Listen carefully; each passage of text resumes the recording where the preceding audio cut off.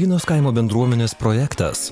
Upynos kaimo bendruomenės verslo pradžia, sukuriant darbo vietą rajono kaimo gyventojui.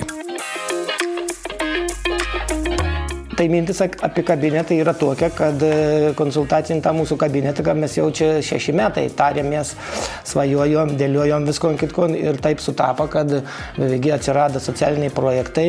Mes jau turėjom ton mintį subrandinint senę, ūkininką žmonės mūsų pritarė tam reikalau, o taptas kabinetas ir gėmė. Vienu momentu galvojom, kad čia tik ir liks idėja. Tai džiaugiamės, kad šitą idėją išsipildė ir mes turim kabinetą čia, savo kaime, Upynoje, buvusioje mokyklos pastate. Ką tai reiškia? Tai reiškia, kad yra čia pat, čia ir dabar yra mūsų kabinetas. Mes galim labai lengvai tą kabinetą pasiekti. Tai mūsų ūkis, mūsų namai čia pat ir mes per 1 minutę atsidūrėme čia. Tai čia yra visų pirma labai patogu, nereikia mums važiuoti į Telšius ar kažkur. Kitas dalykas, tai reiškia, čia labai greitai viskas įvyksta, labai greit pasiekiama informacija. Jeigu reikia gyvo susitikimo, tai tu labai greitai gali tą padaryti. Paprasčiausias paslaugos tokios, kada tau reikia deklaruoti metinės pajamas, kada tau reikia gauti iš mokesčių inspekcijos tam tikrą laišką, žinoti smulkesnį informaciją, kur apmokėti, kaip apmokėti, kur susirasti smulkesnę informaciją, už ką šis laiškas. Tai čia visas paslaugas, visus atsakymus mes tikrai randame ir gauname. Kaip sakau, į tą mokyklą grįžtame ne į pamokas, o į rimtas konsultacijas. Dėl to esam labai laimingi, kad ir šis pastatas gyvas ir čia mūsų laukia rimti patarimai ir geros žinios. Anksčiau aš bent jau planuodavaus vizitą pas konsultantę, tai susirenki ten viso mėnesio dokumentus, kad nieko nepamirštum ir tada važiuoji, gaišti valandą ant kelio ir daugiau pas konsultantę.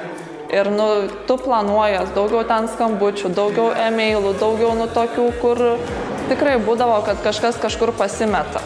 Ir dabar viskas vietoj, daug lengviau viską išsikomunikuoti. Ir būdavo ten kažkokie dokumentai yra pas kažkur kitur. Ir tu jau tau reikia, tu nenuvažiuosi, nebent ypač jeigu kažkokio originalo reikia.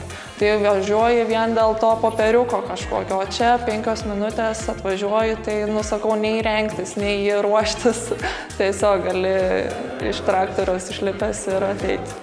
Visada žinojau apie Upyną, apie Upynos ūkininkus, nes kadangi pati esu dirbusi beveik 10 metų Lietuvos žemės ūkio konsultavimo tarnyboje, gal dėl to mane čia ir pasikvietė, nes visus pažįstu. Ir mane visi yra matę, kažkur girdėję, dirbti čia patinka. Didžiausi klausimai yra buhalterinės apskaitos klausimai, kadangi tai yra labai svarbu, vedant ekonominį ūkį.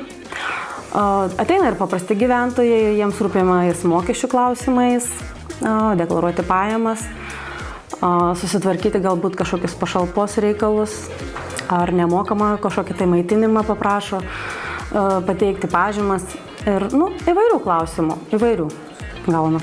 Džiaugiamės, kad mūsų bendruomenė, Upynos bendruomenė yra finansiškai išprususi, kad yra versli bendruomenė, sugeba priimti daug darbuotojų, kurie čia gyvena, pas mus kuria pridėtinę vertę ir visi yra laimingi. Bet džiugu, kad mūsų bendruomenė yra ne tik darbšti, bet yra ir sportiška.